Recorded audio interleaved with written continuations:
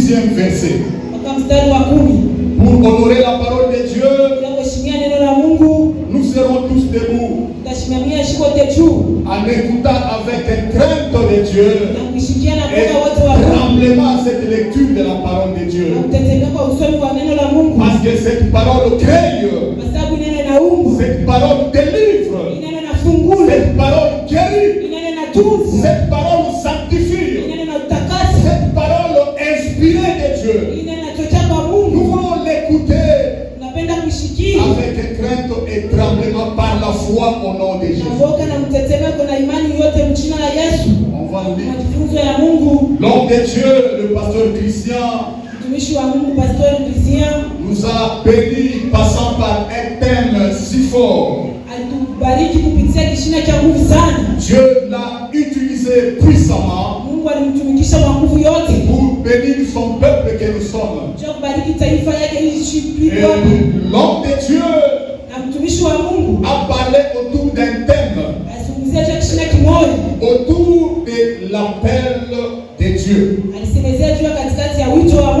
C'est un thème qui est si vaste, si profond.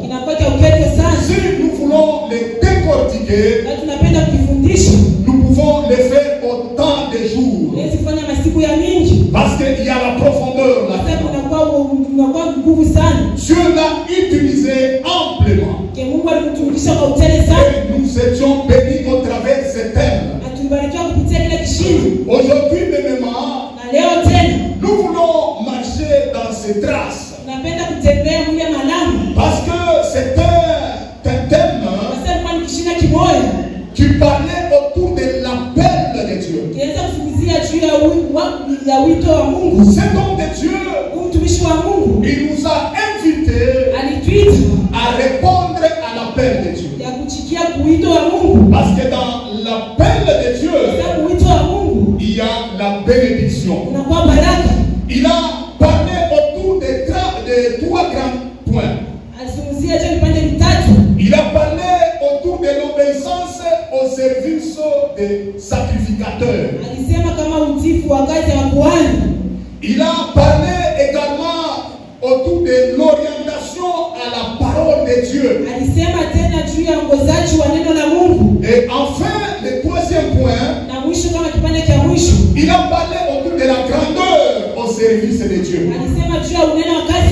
Et le texte de base qu'il avait utilisé, c'était 1 Samuel chapitre 3 de 1 à 10.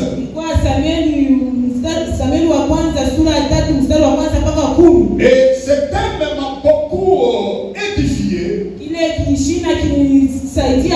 Ce thème m'a beaucoup béni. Raison pour laquelle nous voulons continuer toujours dans ce thème-là. Parce que c'était Dieu qui avait parlé à son peuple. Parce que c'est Dieu qui avait vu quelque chose. Et il cherchait à ce que toi et moi puissions quitter un endroit pour aller à la rencontre de ce grand Dieu. Pourquoi ce matin, bien-aimé dans le Seigneur, nous voulons toujours parler autour de l'appel de Dieu. Parce que un appel mal compris pose quelqu'un à faire le business dans l'œuvre de Dieu. Un appel mal compris amène le désordre. Quelqu'un de Dieu, il se retrouve, il y aurait toujours un désordre. Notre Dieu, c'est un Dieu d'ordre. Un appel bien aimé dans le Seigneur, qui est mal compris, amène toujours des conflits au milieu des gens. Un appel mal compris amène toujours la distraction. Pour enfin dire, un appel mal compris a dit toujours la malédiction et non la bénédiction. Parce que la bénédiction de Dieu Et le chemin où passe la bénédiction, c'est le chemin de la vérité et de la vie. C'est là où il y a la mise en pratique de la parole de Dieu. Bien-aimés dans le Seigneur, ce matin, nous avons 3 grands points. Le premier point, c'est qu'est-ce qu'un appel? Qu'est-ce qu'un appel? Et le deuxième point, nous allons parler autour de quels sont les signes de l'appel de Dieu. Quels sont les signes de l'appel de Dieu dans la personne? Comment est-ce que tu peux découvrir que Dieu t'a appelé, passant par différents signes qui vont commencer à se manifester en toi? Et le troisième point, nous allons parler autour de quels sont les types de l'appel de Dieu. Là, nous allons voir les différents types de l'appel de Dieu. Voilà un peu, bien-aimé dans le Seigneur, autour duquel notre thème va circuler. C'est autour de ces 3 grands points. Je réitère encore. Le premier point, là nous allons voir qu'est-ce qu'un appel de Dieu. Et le deuxième point, quels sont les signes de l'appel de Dieu. Et enfin le troisième point, quels sont les différents types d'appels. Il y a venir, il y a aussi répondre. Inviter, bien-aimé dans le Seigneur, signifie convier quelqu'un de se rendre, de se retrouver à un endroit, d'assister à quelque chose, convier quelqu'un, de se rendre, de se trouver à un endroit, ou bien pour assister à quelque chose. C'est là que nous voyons le mot invité. Si nous lisons Jean chapitre 2, le verset 2, là on dit ceci. Et Jésus fut aussi invité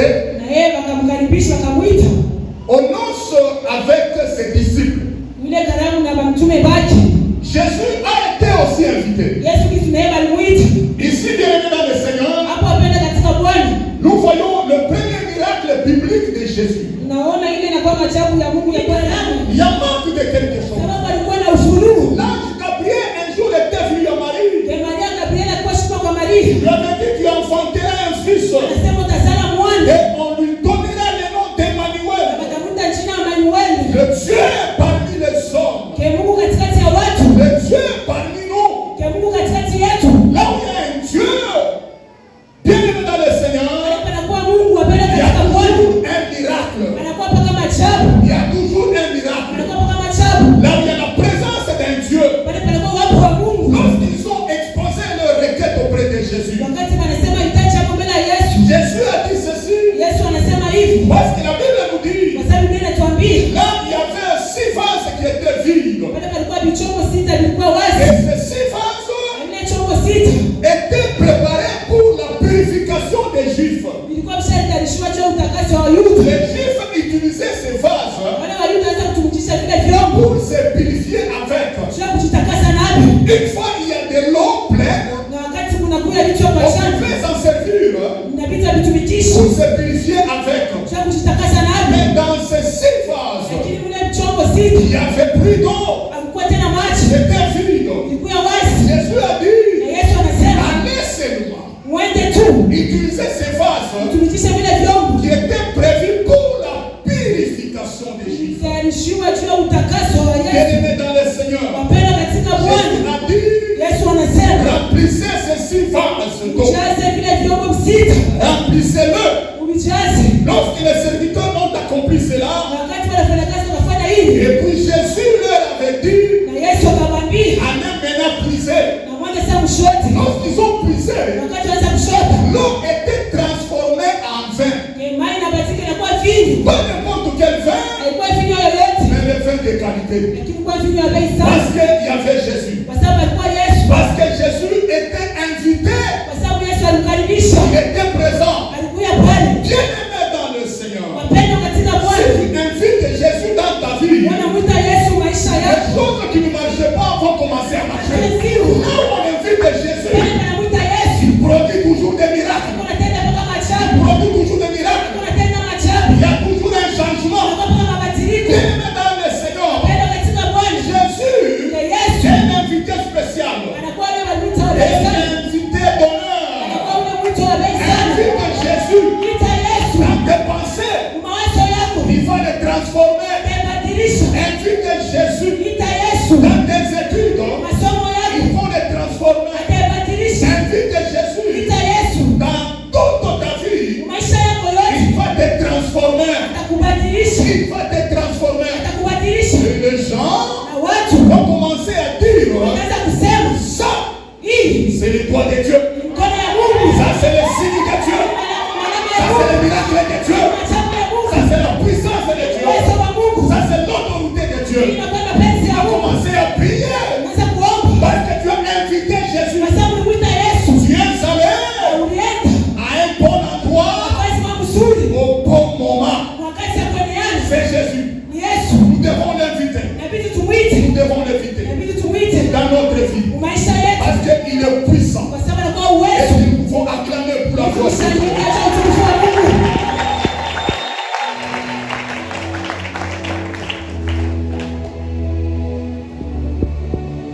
Le deuxième mot, dans la définition de l'appel, c'est déplacer de manière à aboutir dans un lieu. Vous vous déplacez pour arriver dans un lieu où se trouve la personne de référence, où se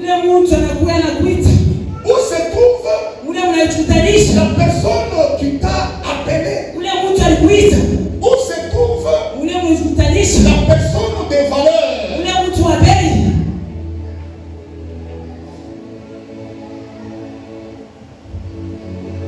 Feli. Genèse 2:19 nous dit ceci. L'Éternel Dieu forma de la terre tous les animaux des champs et tous les oiseaux du ciel, et il les fit venir. Il les fit venir. Souligné là-bas. Vers l'homme. Pour voir comment il les appellerait. Et enfin que tout être vivant portant le nom que lui donnerait l'homme. Dieu, après avoir créé toutes les choses, il a formé les animaux, il a formé les oiseaux, les insectes, les poissons, tout ce qui bouge sur la surface de la terre. Mais Dieu n'a pas eu la capacité de venir nommer ces animaux, ces oiseaux. La Bible nous dit, après avoir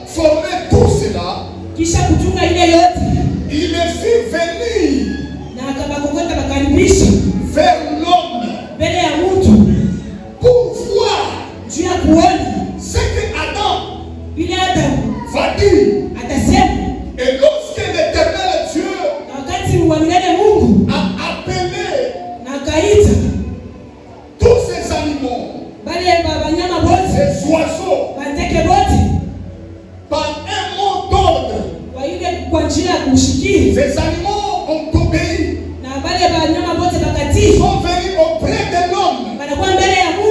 Maintenant l'homme, parce qu'il a un corps, il a une âme, également un esprit. La ressemblance de Dieu dans l'homme,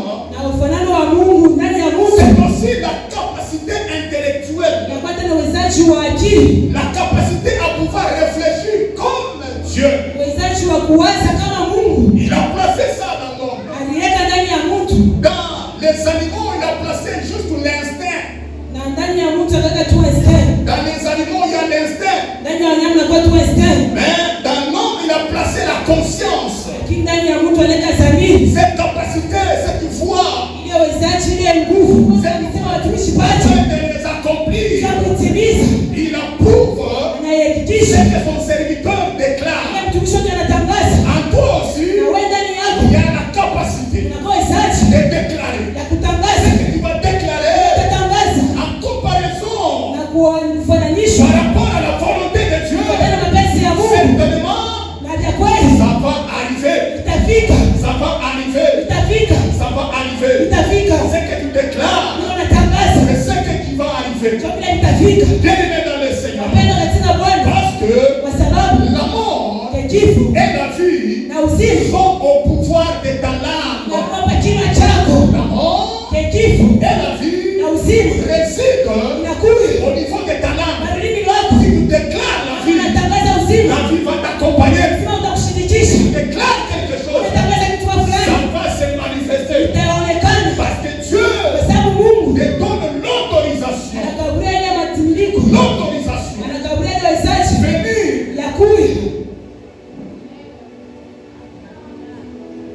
Si tu déclares le malheur, eh bien,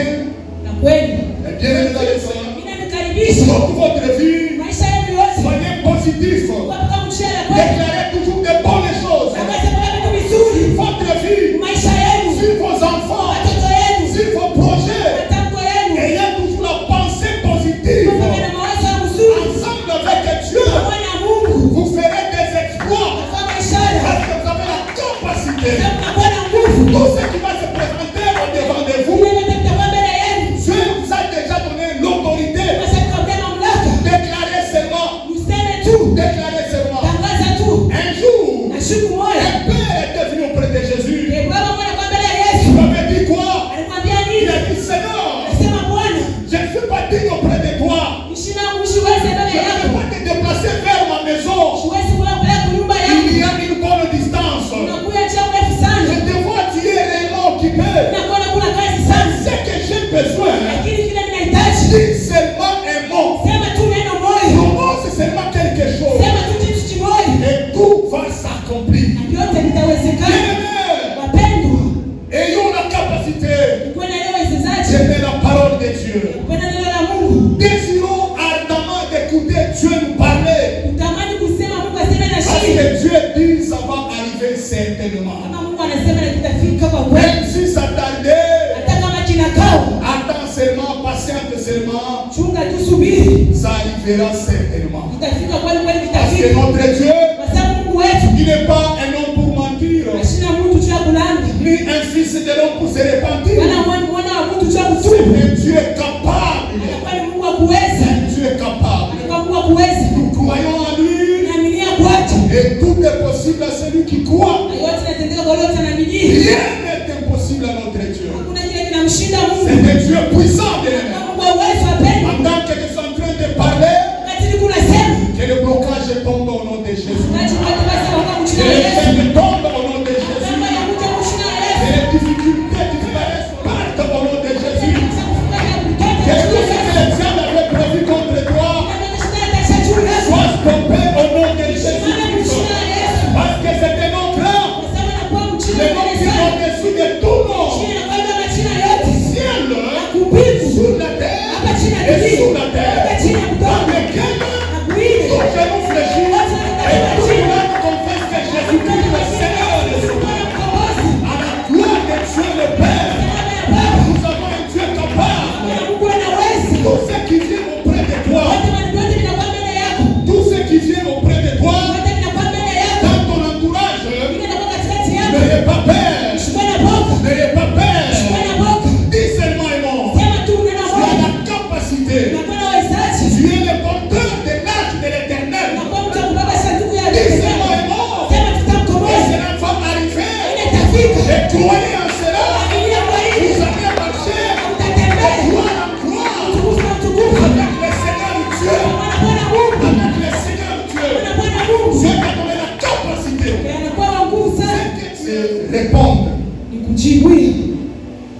Répondre bien-aimé dans le Seigneur, c'est faire connaître sa pensée. Faire connaître sa pensée. Oralement. Ou par écrit. En retour à celui qui t'a adressé la parole.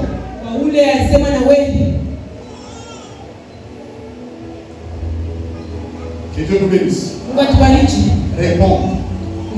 C'est-à-dire, dans l'appel, il n'y a pas seulement l'invitation. Il n'y a pas seulement le fait de venir. Quelqu'un peut être appelé et il vient tout en étant distrait. Le fait peut m'appeler. Pasteur Jacques vient. Il m'invite. Je viens. Mais je me tiens auprès de Dan et Emma.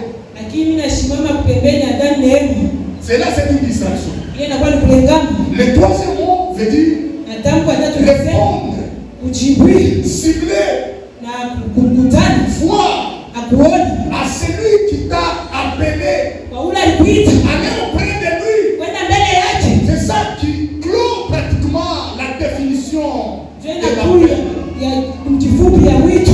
Répondre à celui qui t'a adressé la parole, qui t'a dit de venir. Pourquoi? Pour connaître ses pensées. Pour connaître ses pensées. Ses pensées peuvent être oralement ou par écrit. Nous prenons un passage pour appuyer cette définition. Colossiens 4, 6 nous dit ceci. Que votre parole,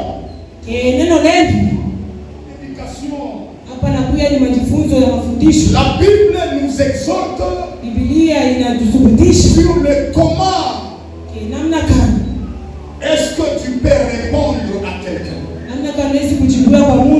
Comment est-ce que tu peux répondre à une grande personne. Et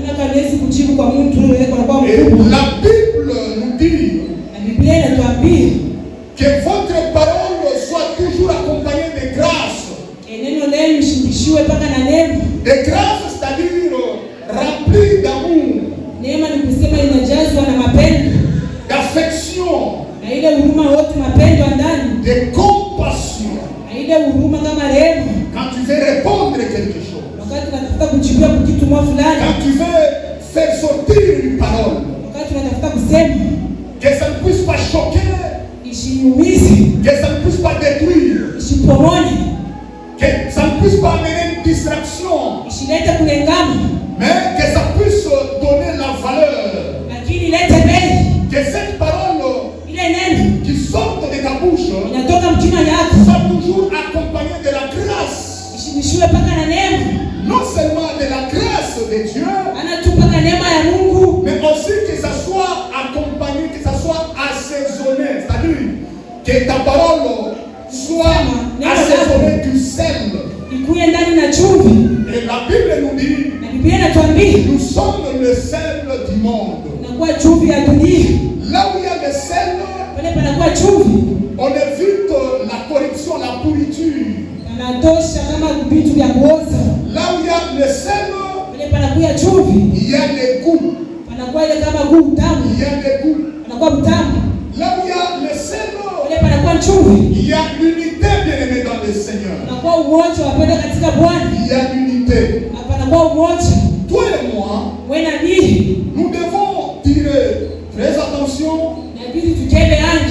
la manière dont nous répondons si souvent à nos prochains. Ne soyez pas si vite pour répondre. Mais réfléchissez toujours. En répondant précipitamment, il y a l'humilité. Lorsqu'on répond, on constate aussi l'humilité dans la personne. L'appel de Dieu. Dans l'appel de Dieu, bien-aimé dans le Seigneur, il y a la part de Dieu lui-même. Cette part se révèle à quelqu'un, se révèle à une personne par une voix, une parole ou par un geste, pour donner une mission, pour donner une orientation bien précise pour la gloire de Dieu. Dans l'appel de Dieu, il y a toujours eu une mission. Quand Dieu a parlé autour de l'appel, parce que nous sommes des missionnaires. Ici à la maison du potier, nous sommes des missionnaires. Quand Dieu nous a appelés, c'est pour un travail, c'est pour une œuvre, c'est pour une mission bien précise. Et la part de l'homme dans l'appel de Dieu, c'est juste l'obéissance. Nous devons être obéissants. L'obéissance vaut mieux que les sacrifices. C'est pour dire l'obéissance. Quels sont les signes de l'appel de Dieu? Par quel signe est-ce que tu peux reconnaître que Dieu t'a appelé? Par quel mouvement est-ce que tu peux réellement discerner l'appel de Dieu? Tu reconnaîtras comment est-ce que Dieu t'a appelé dans une mission, pas dans une autre. Par quel signe, bien-aimé dans le Seigneur, est-ce que tu peux reconnaître tout cela? Nous pouvons reconnaître le signe de l'appel de Dieu passant par un désir.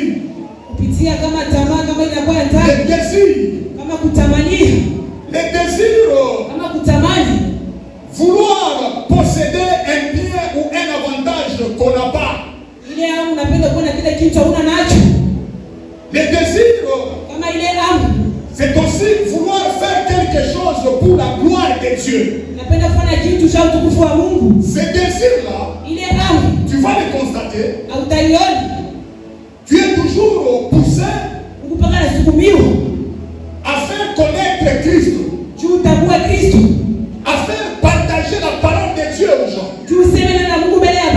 En toi, il y a le feu qui brûle. Il y a cette flamme qui brûle en toi pour faire connaître Christ aux autres, pour faire partager Christ aux autres. Dans l'entourage où tu te retrouves, tu cherches toujours à faire partager Christ aux autres. Ça fait partie des signes de l'appel de Dieu dans ce domaine.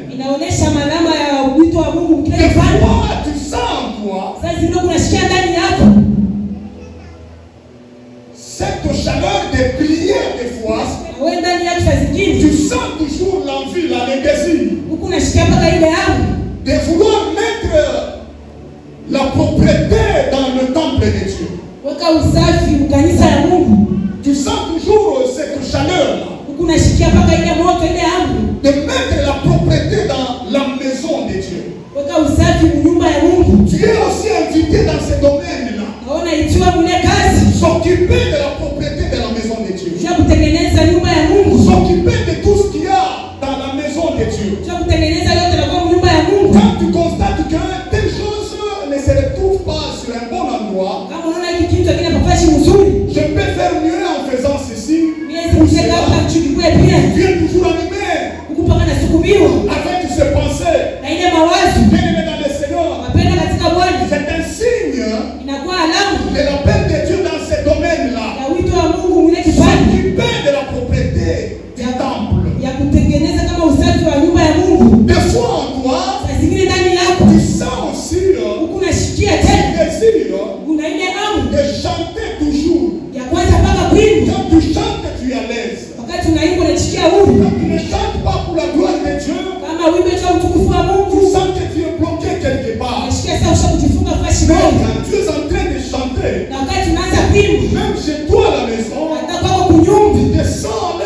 unajisikia huru, tu te sens libéré, unajisikia umefunguliwa. C'est un signe inakuwa ni alama de l'appel de Dieu na wito wa Mungu dans ce domaine-là. Ile kazi bien-aimé dans le Seigneur, wapenda katika Bwana, en toi aussi kuna ndani yako tu peux sentir unaweza kushikia l'engouement là, unashikia hivi l'engouement, le zèle, unashikia kama vile bidii de s'occuper seulement de papa, ya kusaidia mpaka papa, s'occuper des hommes adultes, ya kusaidia mpaka wale baba wakubwa. Tu te sens toujours poussé vers le papa, unajisukuma mpaka kwa papa. Tu te sens toujours poussé vers le frère, unajishikia kujisukuma mpaka kwa bibi. C'est une orientation de Dieu dans ce domaine. C'est une orientation de Dieu dans ce domaine. Tu dois te laisser guider, orienter. Laisse-toi emporter par ces vents doux, par ces vents de la grâce de Dieu. Fais ton appel. Il y a des fois tu te sens occupé, poussé à s'occuper des sœurs, de maman. Tu sens toujours que tu n'es pas un électron libre. Tu dois toujours se retrouver quelque part entre les sœurs, entre les mamans, pour partager l'œuvre de Dieu, pour partager la mission de Dieu, pour partager c'est ce que Dieu t'a mis au cœur, afin que l'œuvre de Dieu puisse aller de l'avant pour la gloire de Dieu. Bien-aimé dans le Seigneur, tu peux aussi sentir en toi toujours pousser. C'est la Bible d'appel de Dieu.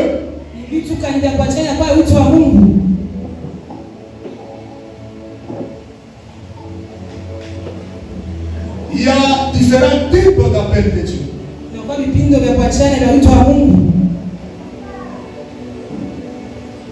Le premier, c'est l'appel à l'existence.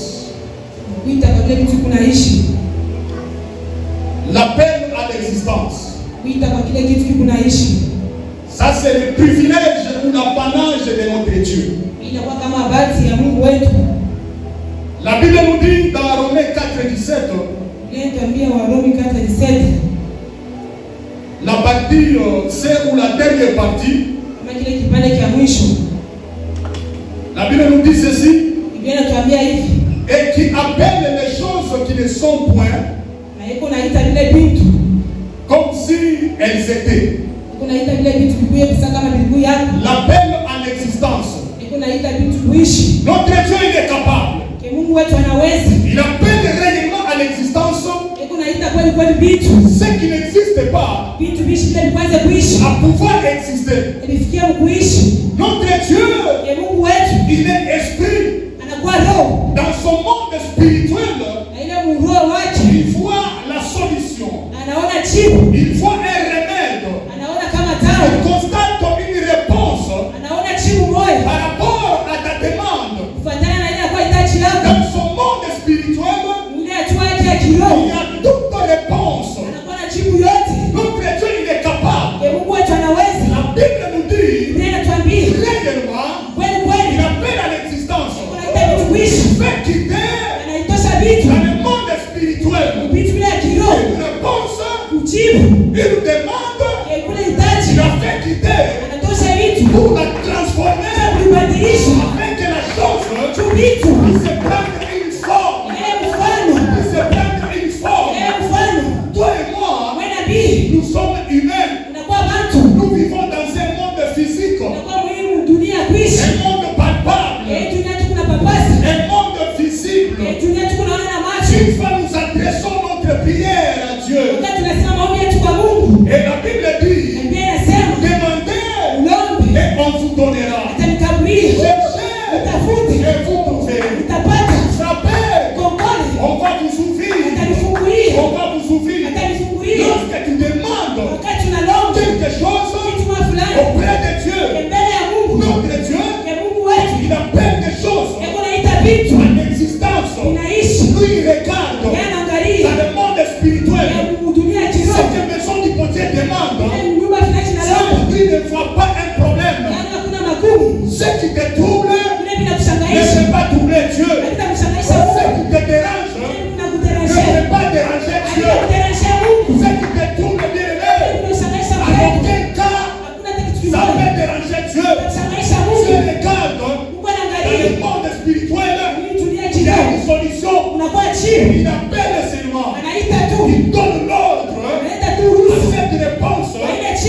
pouvoir prendre la forme. De pouvoir prendre la forme. Pour que toi et moi, nous puissions toucher. Nous puissions palper. C'est que Dieu est capable. Ce qui te manque, bien-aimé, la réponse n'est pas loin. Elle est toujours à côté de toi. La réponse n'est pas loin. Elle est toujours à côté de toi. Notre Dieu, c'est un Dieu de résultats. C'est un Dieu de résultats. C'est un Dieu de résultats. C'est un Dieu qui commence pour terminer quelque chose. C'est un Dieu de résultats. Il commence pour terminer. Et enfin il va dire c'est bon. C'est bon. Et ça vient de Dieu. Tout ce qui vient de Dieu est toujours aimable. Tout ce qui vient de Dieu est toujours acceptable. Ton Dieu à toi, il a besoin de résultats. Il a besoin de résultats. Un résultat vient auprès de celui qui travaille. Vient auprès de celui qui accepte la mission de Dieu. Nous sommes tous des missionnaires.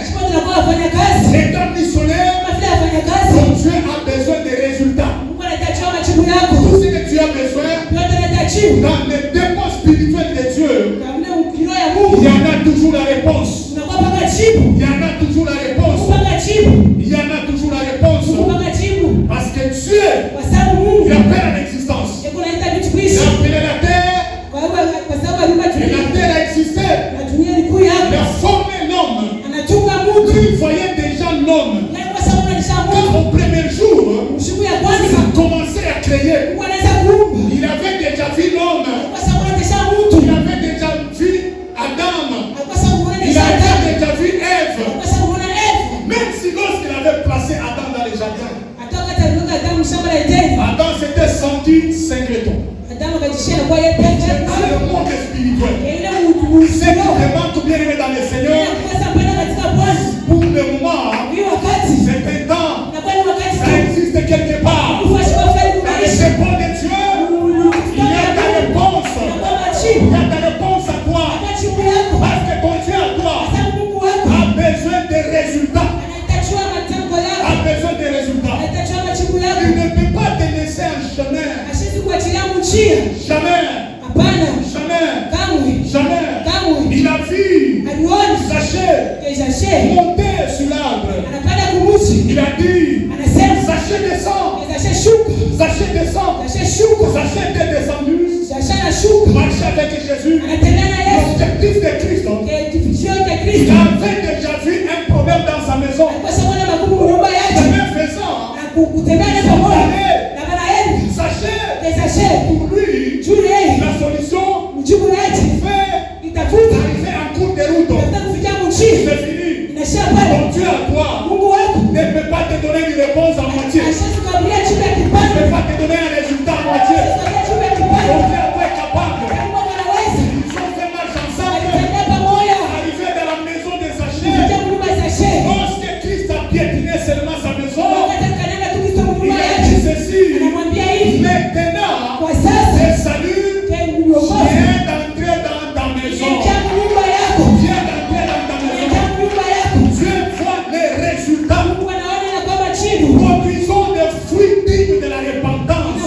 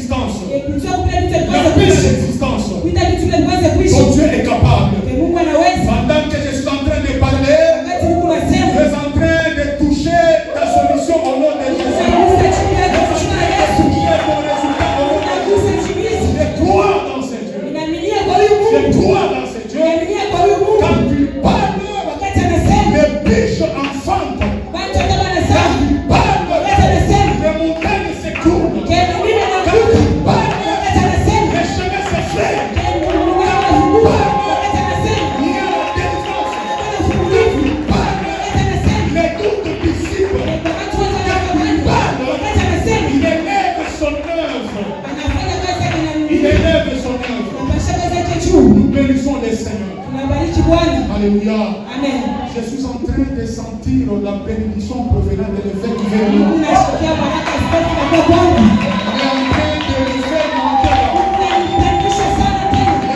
de me faire monter là-bas. Je sens que je suis dans son onction. Je sens que je suis dans son onction. Je sens comme son pouce impacté en Dieu. Soyez impacté par la puissance. Alléluia.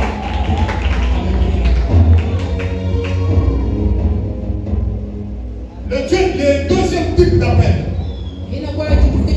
L'appel au salut. L'appel au salut, bien aimé dans le Seigneur, c'est l'appel général. L'appel qui est lancé à tout le monde. Cet appel a comme fondement Jean 3,16. Jean 3,16 qui nous dit Dieu a tant aimé le monde entier. Il a donné son fils. Son fils unique. Afin que quiconque croit en lui, croit dans son fils, ne puisse pas périr. Ne puisse pas périr. Mais qu'il puisse obtenir la vie éternelle. La vie en abondance. C'est le fondement du salut. Jésus-Christ est le pilier, le fondement du salut. Le salut, c'est la délivrance. Le salut, c'est le fait de quitter le monde des ténèbres vers le monde des lumières. C'est le fait de quitter le péché vers la vérité, vers la justice de Dieu. C'est le fait de quitter, bien aimé dans le Seigneur, le camp du diable vers le camp de Dieu. Toi et moi, le salut, bien aimé, c'est la délivrance. Le salut, bien aimé, c'est la délivrance. Le salut, c'est la lumière.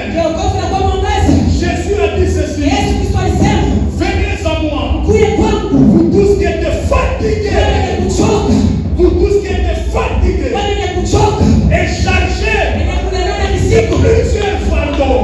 Jésus te voit. Tu es fatigué. Par les difficultés, par les problèmes, par les blocages. Tu es chargé par les différents fardeaux. Jésus te dit ceci: venez à moi afin d'obtenir le repos véritable. C'est Jésus-Christ. C'est Jésus-Christ. Qui est notre repos véritable. Le salut, c'est Jésus-Christ. Notre salut, c'est Jésus-Christ. Qui est notre repos. Jésus-Christ, nous avons le véritable repos. Nous avons le véritable repos. Tout fardeau sur toi, il s'est détaché maintenant au nom de Jésus.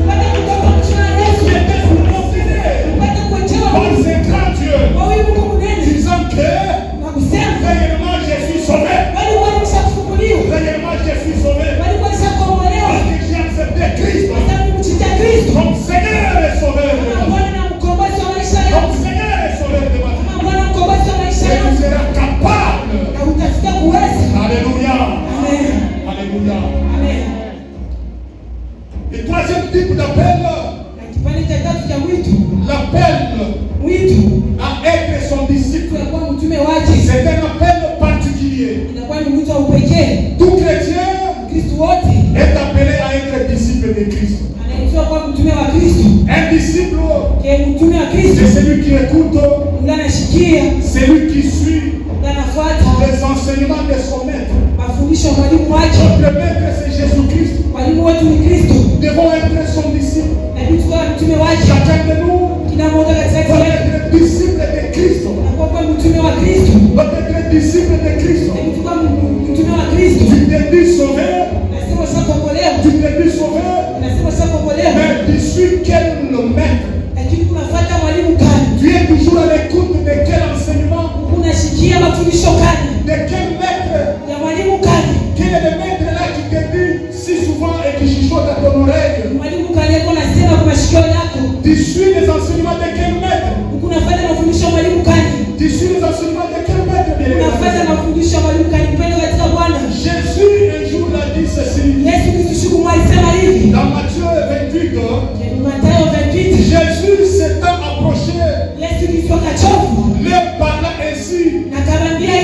Tout pouvoir m'a été donné dans le ciel et sur la terre. Allez, faites de toutes les nations des disciples, les baptisants au nom du Père, du Fils et du Saint-Esprit. Virgule. Enseignez-leur à observer tout ce que Dieu vous a prescrit. Et voici, je suis avec vous tous les jours, jusqu'à la fin du monde. Soyons des véritables disciples de Christ.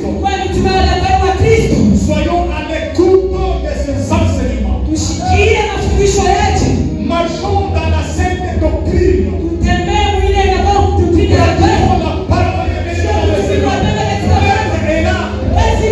La date 24, ça c'est le dernier dimanche. C'est le dernier dimanche. L'année 2025. On dit ceci, l'obéissance clé de la prospérité.